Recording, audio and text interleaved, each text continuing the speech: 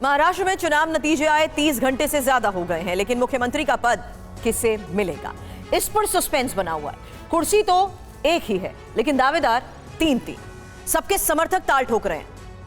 वर्तमान सरकार के मुखिया एकनाथ शिंदे हैं, वो शिवसेना का नेतृत्व करते हैं, लेकिन इस बार महायुति में सबसे ज्यादा सीटें बीजेपी के खाते में आ गई हैं, इसलिए पेच थोड़ा फंसता दिख रहा है। एकनाथ शिंदे, देवेंद्र फडणवीस और अजीत पवार अब दिल्ली आ रहे हैं। बड़े नेता कह रहे हैं कि सब मिलजुल कर फैसला ले लेंगे, लेकिन कल जब वोटों की गिनती चल ही रही थी, तब नतीजों से ज्यादा महायुति में सीएम पद की चर्चा चलने लगी। और आज भी दिन भर यही सवाल ट्रेंड करता है, कौन बनेगा मुख्यमंत्री?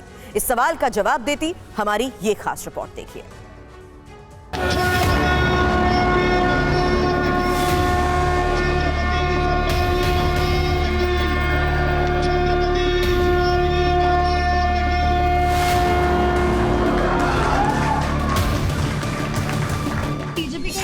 कि जिसकी ज्यादा नंबर होंगे उनका मुख्यमंत्री होगा, तो क्या इसको सपोर्ट किया जाएगा? ऐसा कोई भी हमारा नहीं हुआ।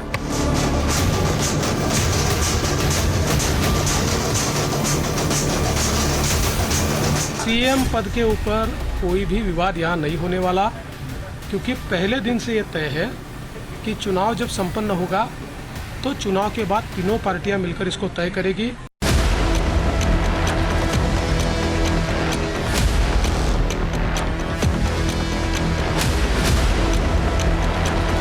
जनता जो चाहती है वो मैं भी चाहती हूँ।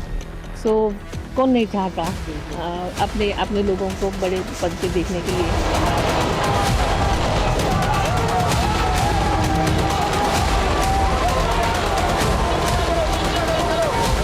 एकनाथ शिंदे जी, देवेंद्र फडणवीस जी, अजीत दादा पवार और भाजपा का केंद्रीय नेतृत्व साथ मिलकर इस विषय में निर्णय करेंगे।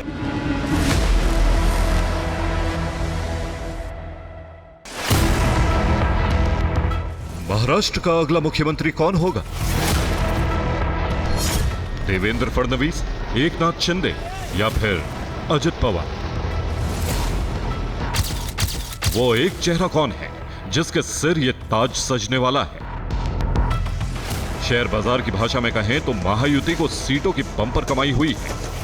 उसमें भी बीजेपी ने तो अब तक का बेस्ट परफॉर्मेंस देते हुए 132 सीटें झटक ली। यानी अकेले बीजेपी अपने दम पर बहुमत के आंकड़े से सिर्फ 13 सीटें दूर है। महायुति में एकनाथ शिंदे की शिवसेना से दोगुनी से भी ज्यादा सीटें हैं। बीजेपी की बंपर सीटों का वजन इतना ज्यादा है कि सीएम की कुर्सी पर उसकी दावेदारी का दबाव स्वाभाविक तौर पर बढ़ गया है। सबसे बड़ी पार्टी के तौर पर उभरी बीजेपी की ओर से देवेंद्र फडणवीस का नाम उछाला गया है। बयानों के साथ पोस्टरों के जरिए भी पोस्टरिंग चल रही है। तो वहीं शिवसेना से शिंदे का नारा बुलंद हो रहा है।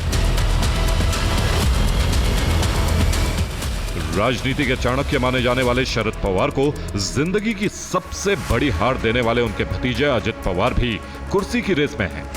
तो अब विकल्प क्या है?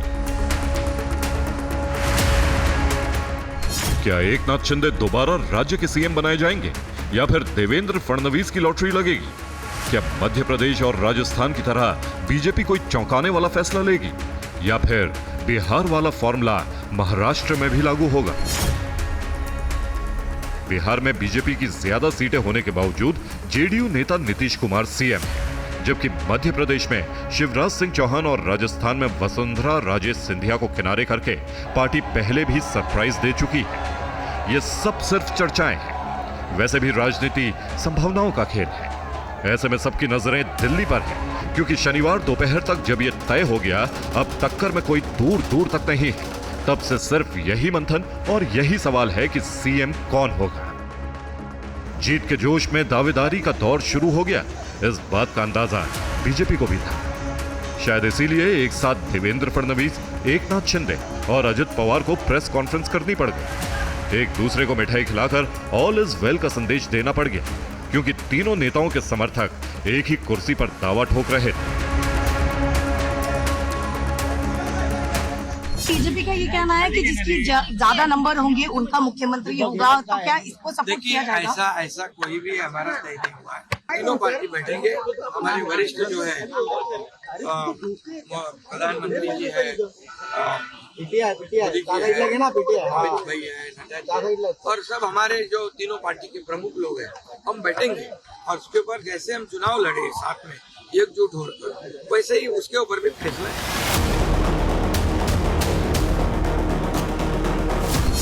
सीएम पद के ऊपर कोई भी विवाद यहाँ नहीं होने वाला, क्योंकि पहले दिन से ये तय है कि चुनाव जब संपन्न होगा तो चुनाव के बाद तीनों पार्टियां मिलकर इसको तय करेगी। हमारे नेता आदरणीय होम मिनिस्टर साहब ने प्रेस कॉन्फ्रेंस में ये बहुत स्पष्ट शब्दों में बताया है कि चुनाव के बाद तीनों पार्टियां बैठेगी और इसका निर्णय करेगी।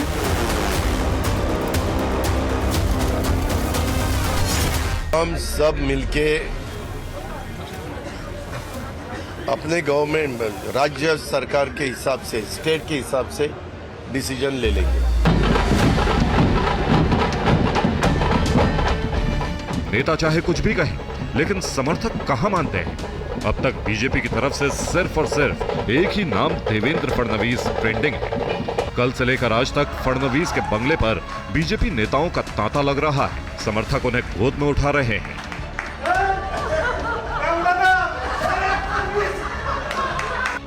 देव भाव के पोस्टर लग रहे हैं।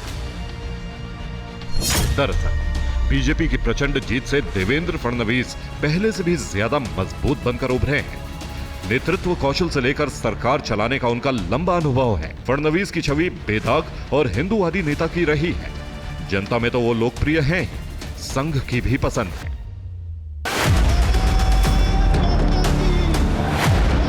वैसे भी 2.5 साल पहले एकनाथ शिंदे के साथ सरकार बनाने में उनकी अहम भूमिका थी। तब बीजेपी के पास ज्यादा सीटें होने के बाद भी उन्होंने सीएम पद न केवल बलिदान दिया, बल्कि डिप्टी सीएम का पद भी स्वीकारा।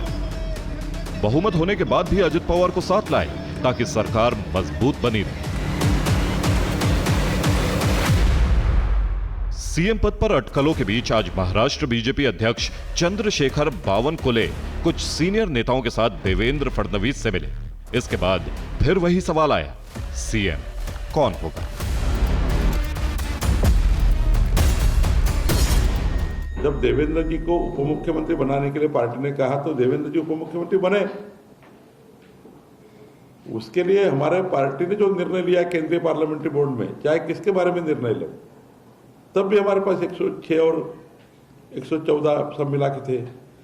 तो मुझे लगता है जब भी बैठक होगी इसमें निर्णय होगा।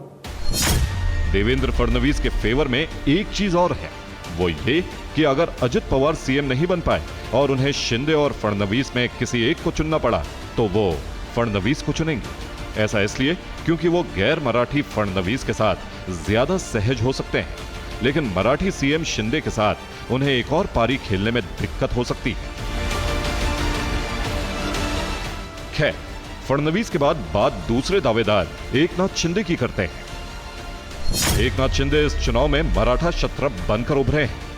उनके कुर्सी पर बने रहने से मनोज जरांगे का मराठा आंदोलन वाला कार्ड भी नहीं चला। बीजेपी के लिए शिवसेना को कमजोर करने में एकनाथ शिंदे की बड़ी भूमिका रही। इस चुनाव में भी शिंदे ने अकेले उद्धव गुट से करीब 3 गुना ज्यादा सीट जीतकर यह साबित कर दिया कि मराठा सम्मान के प्रतीक भी वही हैं और असली शिवसेना भी।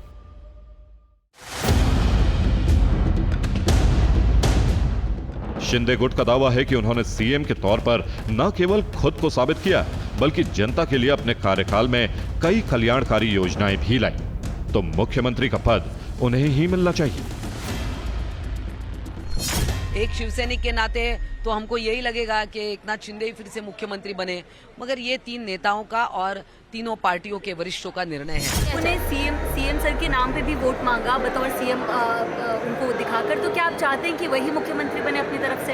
हम तो चाहेंगे ना कि हमारा नेता मुख्यमंत्री बने। वैसे 57 सीटों वाला शिंदे गुट अपने विधायक दल की ताकत बढ़ाने में भी लगा है। सूत्रों के मुताबिक 4 निर्दलीय विधायक एकनाथ शिंदे के साथ खड़े हो गए हैं। इस तरह पार्टी की गिनती 57 से बढ़कर 61 पहुंच गई है। लेकिन एकनाथ शिंदे की राह इतनी आसान नहीं होने वाली, क्योंकि इस पद के तीसरे दावेदार अजित पवार राजनीतिक दांव पेच के मामले में अपने चाचा शरद पवार से कम नहीं है।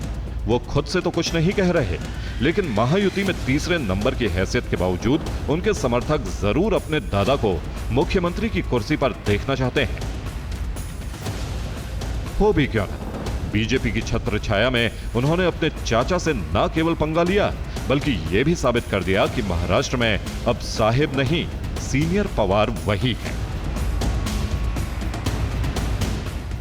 वैसे भी आज उन्हें अपने विधायक दल की बैठक में पार्टी का नेता चुना जा चुका है। उनकी पत्नी सुनेत्रा पवार की अब यही चाहत है कि उन्हें साहिब का सिंहासन मिल जाए। जनता जो चाहती है वो मैं भी चाहती हूँ। सो कौन नहीं चाहता अपने अपने लोगों को बड़े पद पे देखने के लिए।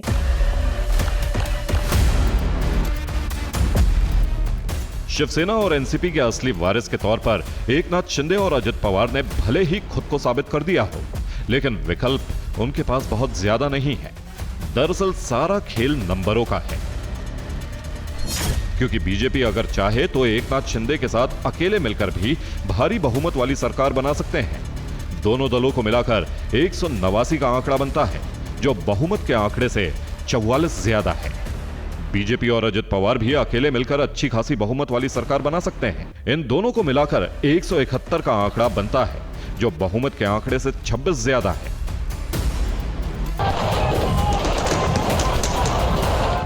वैसे भी महाराष्ट्र में सरकार बनाने के लिए बहुत कम वक्त बचा है।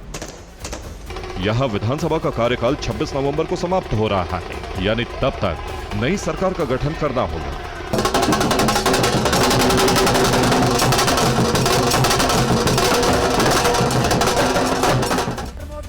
अब सबकी नजर दिल्ली पर है।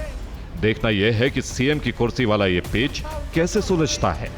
फैसला चाहे जो हो, किसी न किसी को कुर्सी का बलिदान तो देना ही पड़ेगा। Bureau report, TV9 Bharatvarsh.